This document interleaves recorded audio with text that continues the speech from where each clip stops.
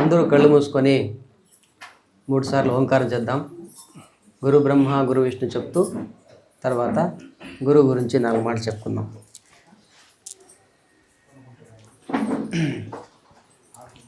దీర్ఘమైన ఓంకారం చేద్దాం. అందరూ వెనుక ముందు కావద్దు, ఎవరు అందరూ ఒకే సమానంగా. ఓ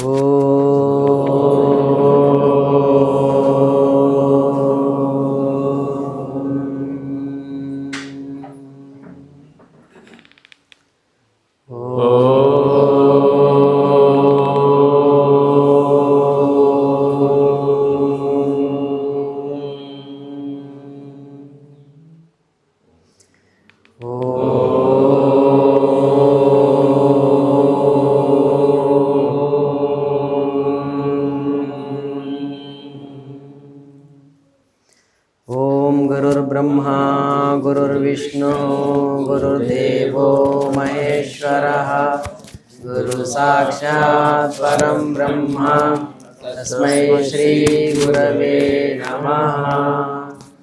ओम अखंडमंडलाकारं व्याप्तं येन चराचरं तत्पदं दर्शितं येन तस्मै श्री गुरवे नमः.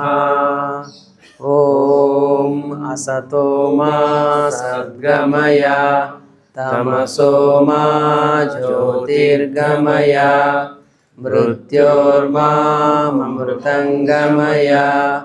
ओम सहनाववतु सहनौ भुनक्तु सह वीर्यं करवावहै तेजस्विनावधीतमस्तु मा विद्विषावहै. ओम शांति शांति शांति. అందరూ చెప్పండి. ओम मातृदेवो भव ओम मातृदेवो भव पितृदेवो भव पितृदेवो भव आचार्य देवो भव आचार्य देवो भव अतिथि देवो भव अतिथि देवो भव. ओम शांति शांति शांति. ओम शांति शांति शांति.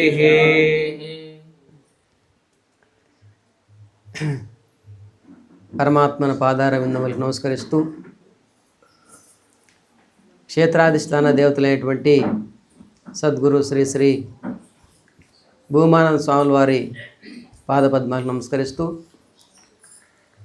వేదిక పైన ఆసీనులైనటువంటి యతి మహానుభావులిద్దరికీ పాదపద్మాలకు నమస్కరిస్తూ విచ్చేసినటువంటి భక్తులందరికీ కూడాను హృదయపూర్వక వందనములు.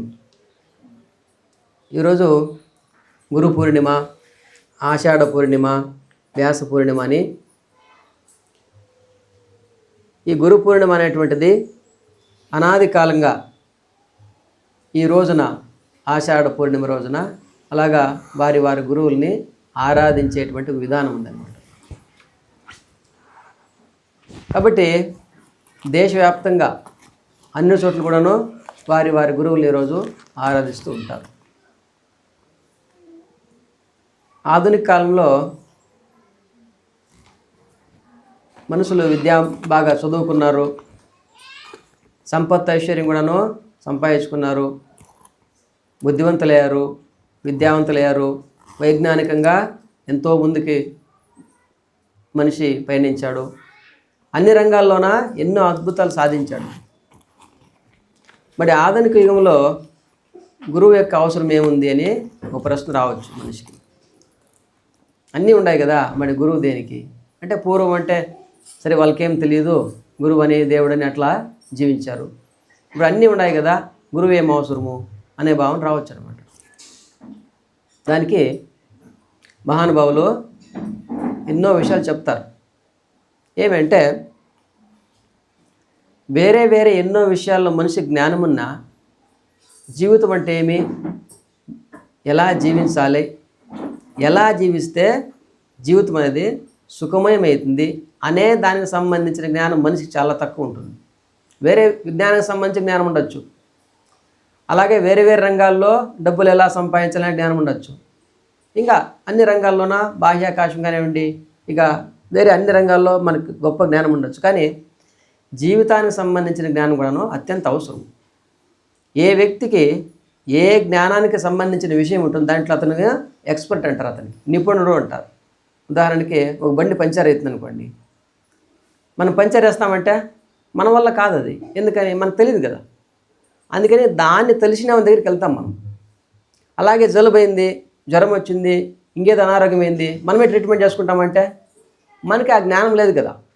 ఇప్పుడు నాకు ఏం జలుబు వచ్చింది, ఏమి దగ్గుంది, అది ఏం సమస్య, అది దానికి ఏం మెడిసిన్ ఇవ్వాలనే విషయమో మనకు తెలియదు కదా. అందుకని దాని జ్ఞానం ఎవరి దగ్గర ఉందో వాళ్ళ దగ్గరికి వెళ్తారు. డాక్టర్ దగ్గరికి పోతాం, అందులో మంచి డాక్టర్ వెళ్తాము, వాళ్ళ దగ్గర ట్రీట్మెంట్ చేసుకుంటే మనకు బాగా అవుతుంది. అలాగే రోగానికి సంబంధించినటువంటి జ్ఞానము వైద్యులకు ఉండొచ్చు. అలాగే అందరికీ తమదైనటువంటి ఒక జ్ఞానం ఎక్స్పర్ట్లు ఉంటారనమాట.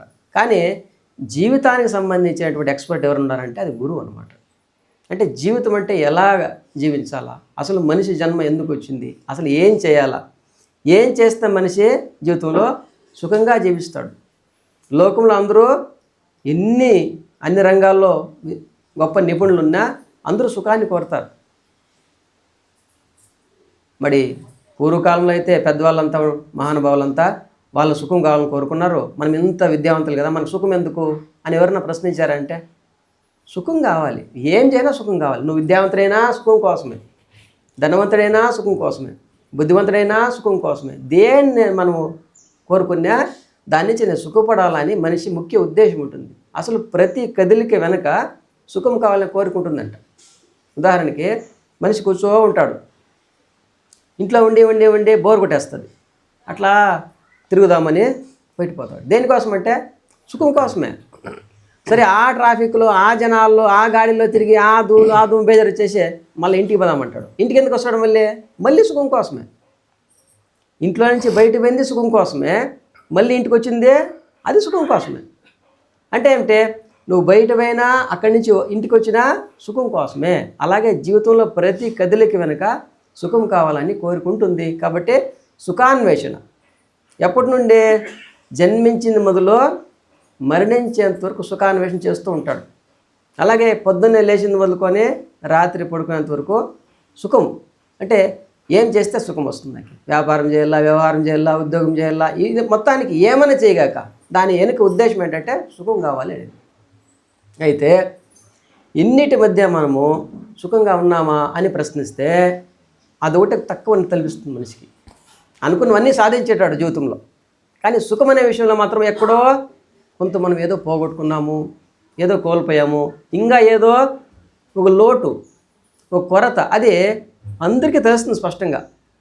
అవును, జీవితంలో అనుకున్నవన్నీ చేశాము, కానీ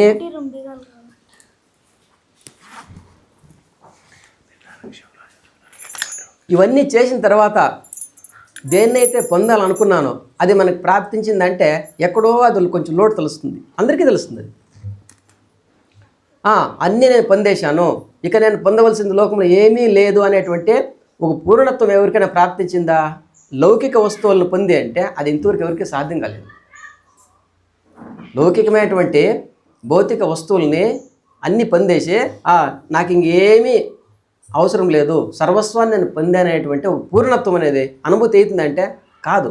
ఒకవేళ అయినా ఒక 5 నిమిషాలు 10 నిమిషాలు కావచ్చు, మళ్ళీ ఎక్కడో ఏదో లోటు అనేటువంటిది తెలుస్తూనే ఉంటుంది. కాబట్టి అటువంటి పూర్ణత్వం అనేటువంటిది ఒక జ్ఞానం ద్వారా మాత్రమే ప్రాప్తిస్తుంది మనిషికి. జీవితంలో ఒక పూర్ణత్వం జీవితం అనేటువంటిది సర్వే సమస్తము నాకు ప్రాప్తించింది అనేటువంటి ఒక పరిపూర్ణత్వం అనేది ఒక జ్ఞానం ద్వారా మాత్రమే కలుగుతుంది మనిషికి. అందుకనే పూర్వం నుంచి రాజులు మహారాజులు కూడాను సామ్రాజ్యాలు ఉన్నా సరే అయినా సరే గురువుని ఆశ్రయించేటువంటి ఒక పరంపర అనేది చూస్తాం మనం. జనక మహారాజు గొప్ప చక్రవర్తి, అయిన సామాన్యుడు కాదండి బాబు. జనక మహారాజు అంటే సామాన్య వ్యక్తి కాదు, రాజ్యమే వాయింది, సర్వస్వం వాయింది, చక్రవర్తి అనమాట ఆయన.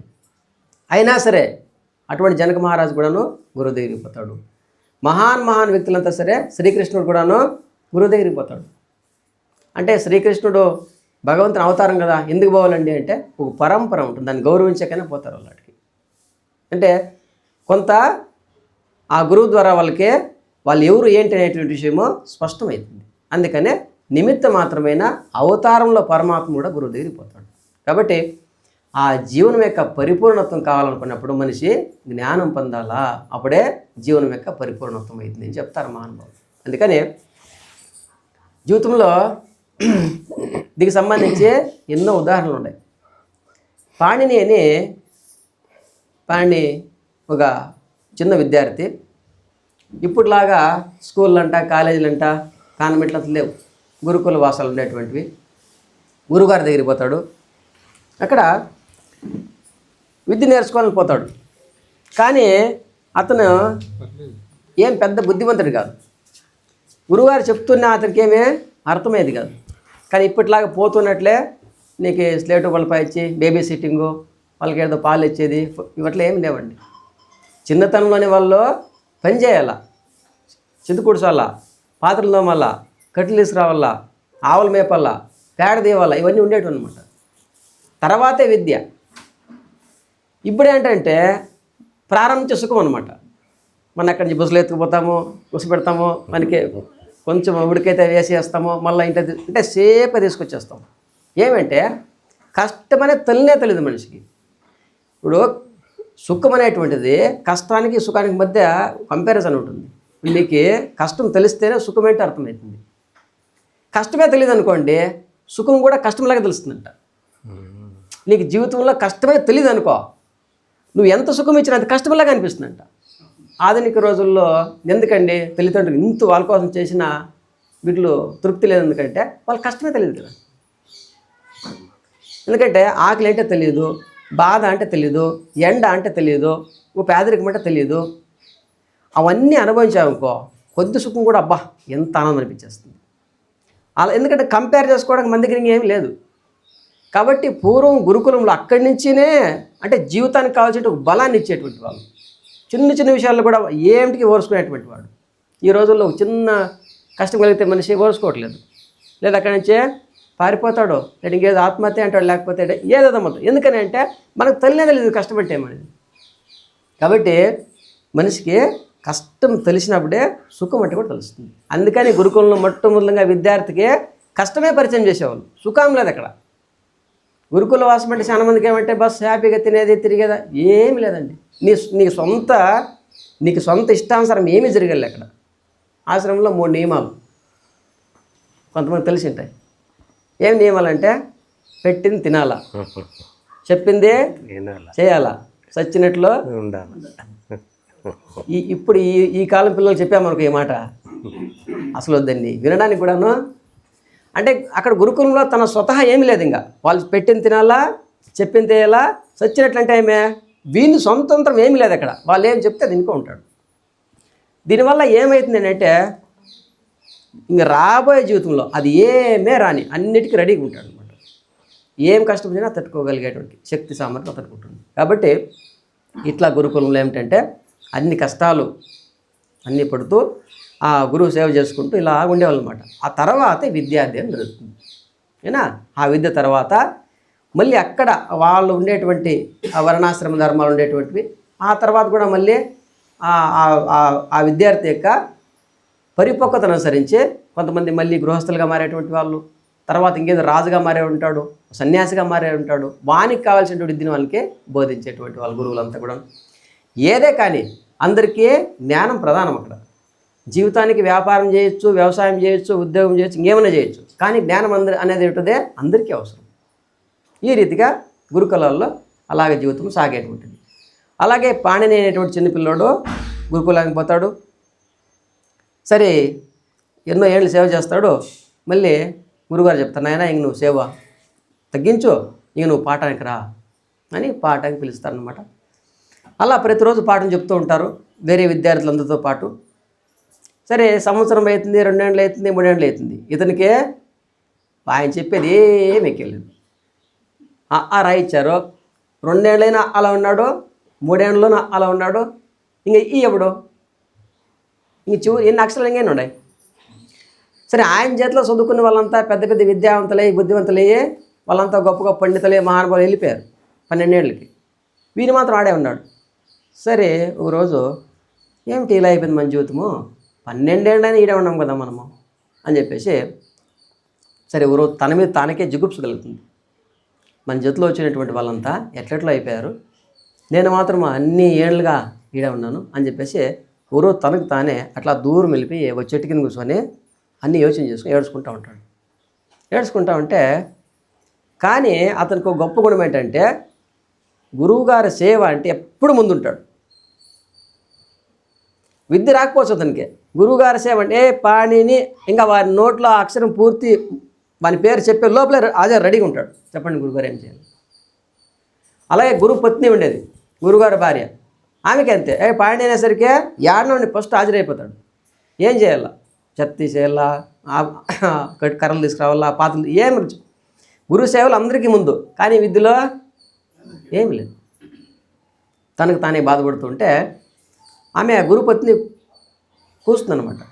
అరే పాణిని అని చెప్పి జోరుగా ఒక కూతేస్తుంది. ఎప్పుడు పాణిని అనేసరికి ఎప్పుడు హాజరైపోతాడు, కానీ ఆ రోజు మాత్రమో కంపడలే. మళ్ళీ ఇంకొక కూతేస్తుంది, అప్పుడే కంపడలే. మళ్ళీ జోరు కూతేస్తుంది, అప్పటికే కంపడలే. ఎప్పుడు కూడా 12 ఏళ్ళు అయి వచ్చి ఒకసారి పిలిచేసరికే హాజరు ఉండేవాడు, ఇప్పుడు ఎక్కడ పోయాడు అని అట్లా చూస్తుంది. చూస్తే గాడు దూరంగా చెట్టు కింద కూర్చొని ఆపక మొలుకుంటాడు. ఈ మళ్ళీ వస్తుంది, ఇంపట్లా ఏమైనట్లుందని చెప్పేసి స్వయంగా ఆమె గురుపత్ని పోతుంది అనమాట. గురుగారు భార్య పోయేసి ఆయన భుజం చేయబడుతుంది ఇట్లా, అరే ఇన్నిసార్లు కూర్చున్నా నువ్వేం మాట్లాడవేమే అనేసరికి అప్పుడు కూడా ఏం మాట్లాడు, తల కింద కూర్చుంటాడు. ఏమైంది అని చెప్పేసి, ఏమి గురుగారు ఏమైనా అన్నారా, లేదంటే మీ తోటి స్నేహితులు ఏమన్నా ఎవరైనా జగడం చేశారా అని ఆమె అడిగేసరికి నాకేం మాట్లాడు. చూస్తే అలా కడుల్లో ధారాకారం నీళ్ళు కారుతూ ఉంటాయి అనమాట. ఇతనికి ఏమో జరిగింది అని చెప్పేసి అడుగుతాను. ఏమ్మా ఏమైంది నీకంటే చెప్తాడమ్మా, నేను వచ్చి 12 ఏళ్ళు అయింది, నా జతలో ఉన్న వాళ్ళంతా గొప్ప గొప్ప విద్యావంతులు అయిపోయారు, మహానుభావులు అయిపోయారు, కానీ నేను మాత్రమో ఈడే ఉన్నాను, అందుకే నాకు చాలా బాధ వేసింది అంటే. అంతే కదా, సరే రా అని ఆమె చేయబట్టుకొని పిలుచుకోబోతుంది. గురువారు ఏమో పని చేసుకుంటూ ఉంటారు. ఆమె చెప్తానమాట, అవునండి మీరు మహా గురువులు, మీ గురించి ఎంత పెద్ద పేరుంది, ప్రఖ్యాతి ఉంది, మీరు ఎంత గొప్ప వాళ్ళంటే ఇక ఈయన కూడా వాళ్ళు నేర్పించక మీరు ఏం చేయలే, మీరే మహాగురువులు అని గురుపత్ని గురువుగారినే కొంచెం జోరు చేస్తానమాట. ఆయన ఏమంటాడంటే, చూడే నా ప్రయత్నం అంతా చేశాను నేను, ఏం చేస్తాం అని ప్రారంభంలో అక్షరమే లేను, నేనేం చేశాను అంటే ఆమె అంటుంది, అవన్నీ నాకు చెప్పదండి మీరు, వాని ప్రారంభం లేదు, వానికి అక్షరం, ఇవన్నీ నాకు చెప్పదండి మీరు, ఎలాగైనా సరే వానికి విద్య రావాలంతే. 12 ఏళ్ళు తల్లిదండ్రులు అందరినీ సర్వస్వాన్ని వదులుకొని వాడు మన దగ్గర వచ్చి మనమే తల్లిదండ్రులు అనుకొని జీవితాన్ని మనకు సమర్పిస్తే వానికే విద్య రాకుండా పోయేదా, వానికి విద్య నేర్పించేది మీ నుంచి కాదా అని కొంచెం జోరు చేస్తుంది. సరే ఆయన ఏమంటాడంటే, సరే కానీ ఇంకో ప్రయత్నం ఉంది, ఆ ప్రయత్నం చేస్తాను, దాంట్లో రాలనుకో నేనేం చేసేకెళ్ళి. ఆమె అంటుంది, నువ్వు అవన్నీ నాకు చెప్పొద్దు, వానికి ఎలాగైనా విద్య రావాలంతే. సరే ఆమె వెళ్ళిపోతుంది. ఏం చెప్తాడు, అరే నాయన ఇక్కడ రారా అంటాడు, నీకే అన్ని ప్రయత్నాలు చేశాను, నీకు విద్య రాలేదు, అయినా నీకు విద్య వస్తుందని నాకు కూడా నమ్మకం లేదు, కానీ ఒకే ఉపాయం ఉంది. ఏమది అంటే, ఇక నీకే నేను ఒక మంత్రోపదేశం చేస్తాను, ఈ మంత్రోపదేశము నేను చెప్పిన విధానం కదన్నే నువ్వు ఉపాసన చెయ్యి, పరమాత్ముడు ఏమన్నా ప్రత్యక్షమై నీకు విద్యిస్తే వచ్చినట్లు, లేకుంటే ఏం చేసిన రాదు. మనం మామూలుగా చెప్తాం, డాక్టర్ దగ్గర కూడా చెప్తారు, సార్ మా అన్ని ప్రయత్నాలు చేసేయడం ఇంకా భగవంతుడు ఏమన్నా కాపాడాల మా నుంచే. సరే ఇలాగా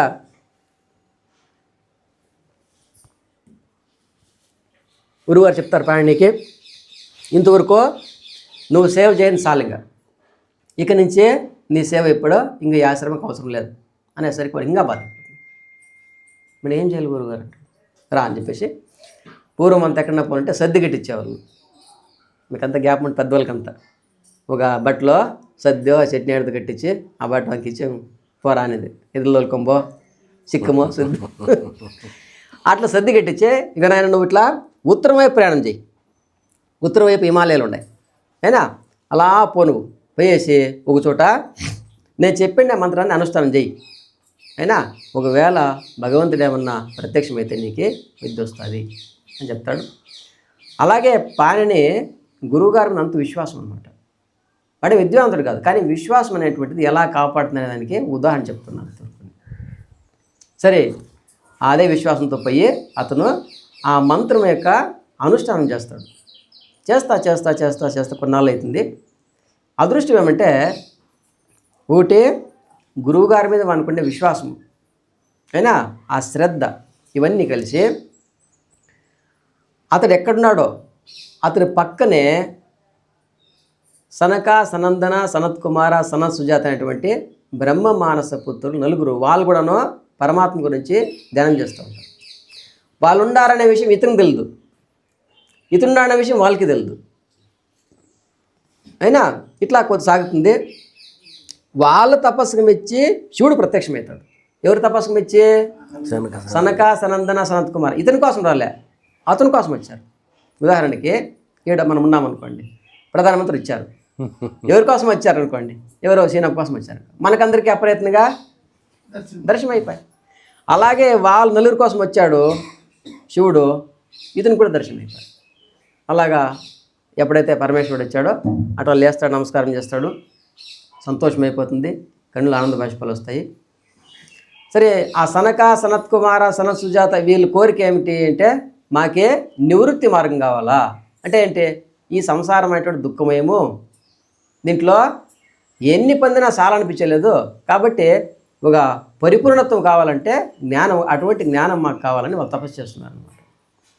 ఎవరు? సనకాది మహర్షి. మరి ఈయనేమంటే నాకు విద్య కావాలని వీని కోరిక, విద్య కావాలంట. సరే, కానీ పరమాత్ముడు అందరి హృదయాల్లో ఉంటాడు కాబట్టి అందరి కోరిక అంటే అర్థమైపోయింది ఆయనకి. మరి ఎవరిని ఏం మాట్లాడలేను, అలా చూశాడు అందరి వైపు, ఒకసారి అందరి వైపు చూసి ఏం చేశాడంటే ఆయన నటరాజు రూపంలో వచ్చాడు. నటరాజు స్వామి చూసారా మీరు? నాట్యం చేస్తూ ఉంటాడు. వచ్చి ఒకసారి నాట్యం చేస్తాడు ఆయన. ఎవరిని ఏం మాట్లాడాల, నాట్యం చేశాడు. ఏం నాట్యం చేశాడు? నృత్తావసానే నటరాజరాజో ననాదడక్కాం నవ పంచవారం. ఎన్నిసార్లు నాట్యం చేశాడు? నవ పంచవారం, 9 5 సార్లు నాట్యం చేశాడంట. 9 5 ఎంత? 14 సార్లు నాట్యం చేసి ఆ తర్వాత మొట్టమొదటి నాట్యం చేసి డమరుగంతో వాయించాడంట. ఎన్నిసార్లు వాయించాడంటే 14 సార్లు, నవ పంచవారం 14 సార్లు వాయించాడంట. అయినా ఏదైతే వాయించాడో అదే ఉపదేశం అంట వాళ్ళకి. దాన్ని ఏమంటారంటే పాణిని సూత్రములు అంటారు. అలాగే వాళ్ళకి వచ్చేసి జ్ఞానోపదేశం. అది ఆ 14 సూత్రముల ద్వారానే నందికేశ్వర కాశిని అని గ్రంథం ఉంది. అంటే వాళ్ళకి ఆ శబ్దాల ద్వారా జ్ఞానోదయం అవుతుంది వాళ్ళకి. ఈయనకి విద్య ప్రాప్తిస్తుంది. ఎవరికి? పాణినికి. ఏం వాయించాడప్ప శివుడు అంటే మొట్టమొదటిగా నాట్యం చేశాడు. నృత్తావసానే అంటే నాట్యం అయిన తర్వాత ననాదడక్కాం నవపంచవారం 9 5 సార్లు డమరుగాని వాయించాడు. ఏం వాయించాడు అంటే చూడండి, మనం అక్షరమాల, వర్ణమాల ఏదైతే ఉందో అవన్నీ కూడా ఆ డమరుగు నుండి వచ్చినవే. ఏమేస్తాడంటే ఆ ఈ ఉన్ రేర్లిక్ ఏ ఓం అయౌచ్ హయవరట్ లన్ యమగణనం జబై గడదశ్ జబ గడదశ్ కఫై శశర్ హల్ అని చెప్పేసి 14 సార్లు వాయిస్తాడు. ఆ ఈ ఉన్ రేర్లిక్ ఏ ఓం అయౌచ్ హయవరట్ లన్ యమగణనం జబై గడదశ్ జబ గడదశ్ కఫ చటతా చటౌ చటతౌ కఫై శససర్ హల్ అని 14 సార్లు డమరుగాని వాయిస్తాడు. ఆ డమరుగులో వచ్చినటువంటి శబ్దాలనే ఈయన గొప్ప వ్యాకరణ శాస్త్రమే రాస్తాడు. ఎందుకు చెప్తాడు ఈ మాట అంటే ఏమి ఈ రానటువంటి వాడు కూడాను వ్యాకరణ శాస్త్రాన్ని రాశాడంట.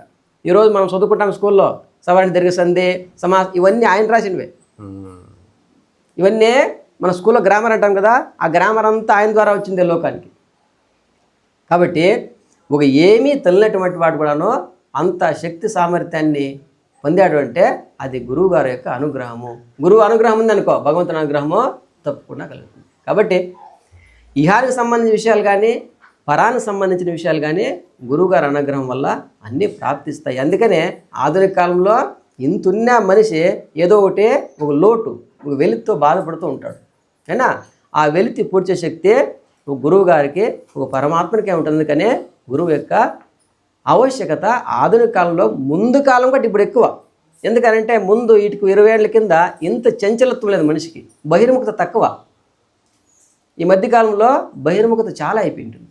కాబట్టి పూర్వంతో పోలిస్తే ఇప్పుడు గురువు యొక్క ఆవశ్యకత చాలా ఎక్కువగా ఉంటుంది. కాబట్టి అటువంటి ఆ గురు పూజ మహోత్సవంలో మీరందరూ పాల్గొన్నారు. ఆ గురువు యొక్క అనుగ్రహము మీరందరి మీద, మనందరి మీద ఉంది అని ప్రార్థిస్తూ నా ఈ 2 మాటలు ముగిస్తాను. ఓం శాంతి శాంతి. హరి ఓం తత్సత్.